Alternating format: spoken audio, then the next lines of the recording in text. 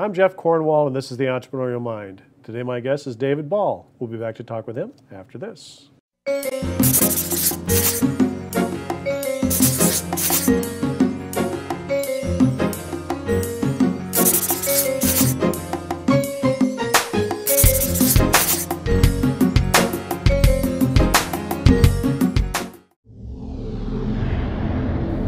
Talkapolis programming is sponsored in part by the Vane Center, now celebrating 10 years service in Nashville, Tennessee.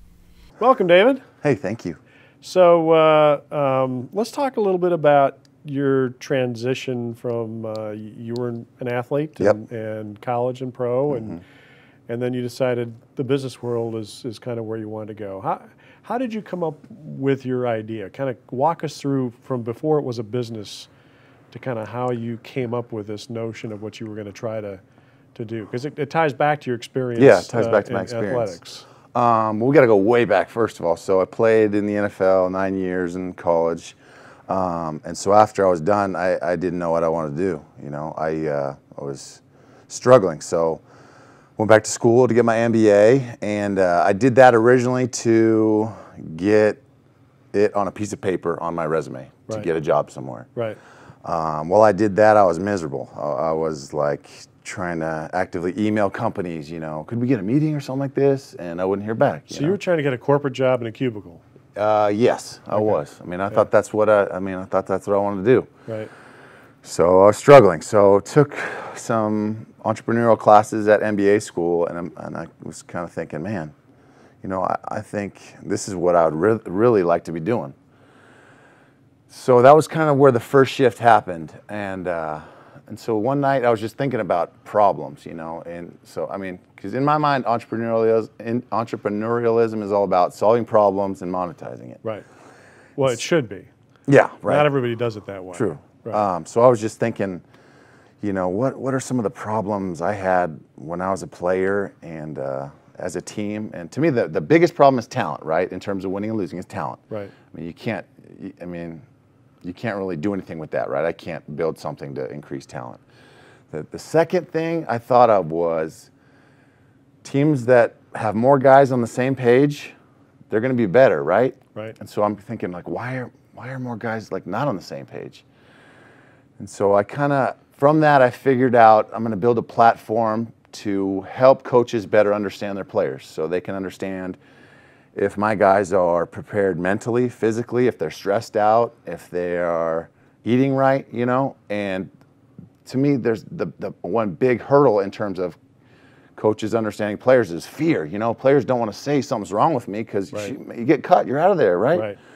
So I decided to do this. It's kind of like an application, kind of like a software, kind of like a program, you know. So it's all anonymous. So players basically answer questions on their mobile phones on a weekly basis, what a coach wants to find out, and then they get straight shot answers, and we can track it and chart it and see where it goes up, where it goes down in all these categories. So it's really a barometer of the locker room culture and climate. Yeah, both. It's kind of a coach being able to see what's going on under the surface of his team, you know, so he can now turn all these problems into opportunities, right? He can see, I mean, basically a coach, there's always going to be stuff going on under the surface of his team. Sure. So right now, he could only kind of guess as to why it's going on, or he would talk to his coaches who would have good relationships with a couple of their players.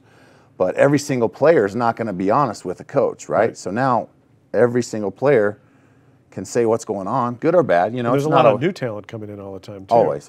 I mean, teams are changing, high school, college, pro. Yeah. Teams are in and out, and 4 years, it could be completely different. Yeah. So now a coach can see exactly what's going on with his players in specific groups and where they're trending, and that's what I've been doing. And it's been a struggle, but it's been awesome, but it's been super scary, and it's been a ride, man. A freaky deaky ride. So what have you learned? What are the biggest surprises so far? I mean, I've learned that being an entrepreneur is not as it's not as much freedom as I thought it was going to be, right? I mean, I got all this stuff I got to hack off, and I got to do it, and there's a deadline, and it's not like I can just create stuff out of thin air and be like, here, you go do this. You know, I'm the sole person with the vision, and I've got a couple guys on my team, but it's like, You know, we got deadlines, we have clients, we have all this stuff. So it's like It's a different kind of team than you're used to, isn't it? It's different, but and you have a different role in the team than you used to have. Too. For sure, and that's what's awesome, because like going back to all the teams I've been on, it's like it's like, I mean, it's hard to put a whole group of people together and get everybody on the same page. Right. And it's even harder when money is such a huge deal, and it's like guys could be out of here in a moment's notice. So I mean, for me and my culture, I want to be like you guys are safe. We'll all make mistakes doing this. We're all safe. Let's all do this together. Let's help some people out. You know, like to me, I want to make coaches and players, I don't know, I want to get them together like never before, just because I've been on so many teams where there was like dysfunction, and it's like we had so much talent. If we would all put things together, it would just been awesome, you know? So it's hard because there's deadlines, there's stuff I got to do that I have no idea how to do, so I got to research that, I got to read, and I got to be a father at the same time, and I got to be a husband at the same time. So it's just like, I mean, in terms of being an entrepreneur, it's like a 24-hour-a-day job, you know. So when you look at these different markets, high school, college, pro, I mean, those are really different.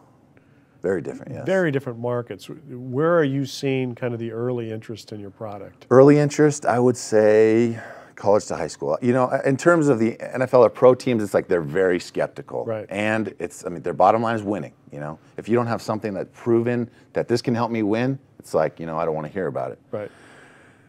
High school coaches, college coaches, a little more open-minded. Probably high school coaches even more so. And I mean, with my credibility, you know, I can kind of go and talk to high school coaches and connect more. But in terms of getting contacted with an NFL coach, that's not going to happen, right? So I get easier ins at lower levels, but at the same time, I mean, I think it can go everywhere, and I don't know. What kind of feedback have you gotten from them? Has it been helpful? I've been getting great feedback, great feedback. You know, we had a coach on a team, and he didn't know that one of his kids' dad had cancer. Oh, wow. And so this kid is struggling, right? And so it's like, he didn't know that, and so he was able, it's all anonymous, so he had to kind of do some digging on his own, but he found this kid's dad had cancer, so he was able to connect and get this kid some help and get this kid some support, you know? So that's another problem that's solved, right? I mean, just getting a lot of good feedback. You know, coaches can only guess what's going on under the surface, and now they can get feedback, they can get data, they can get direct, verbatim responses from players, and it's like, oh wow, that's what's going on, you know? So which is scarier, being an entrepreneur or being an NFL player? I would say they're both a little bit scary in their own way. You know, it's in the NFL for me, and I have anxiety problems in general in life anyway, so that's always been a struggle for me. So football performance anxiety was crushing, you know. So it's like, I got to do something. I feel like I have to do something that succeeds or else I'm a failure, you know. So that's hard. But it's like it's both, you know. So I put too much pressure on myself, but for this thing, I think it's way more fulfilling because I can see people getting help, you know. I could see people like connecting with players and changing. So that's what's awesome for me. In the NFL, I honestly, I came away from it. It was like I was bitter, and I felt broken. I felt used, you know. I mean, but that was my perception. It's different for everybody else. Yeah, I think can be some real genuineness in terms of the relationships you build in business. For sure. And that's something that's been pretty special for me my whole career as well. So awesome. Well, you obviously have been well trained by a couple of my good friends over at George Washington. We talked about that earlier, Dr. Solomon, Dr. Terabishi. So those are great guys. I'm glad they trained you well, and it sounds like you're going to be making them proud soon. So thanks for coming by. So. Thank you very much. Appreciate it.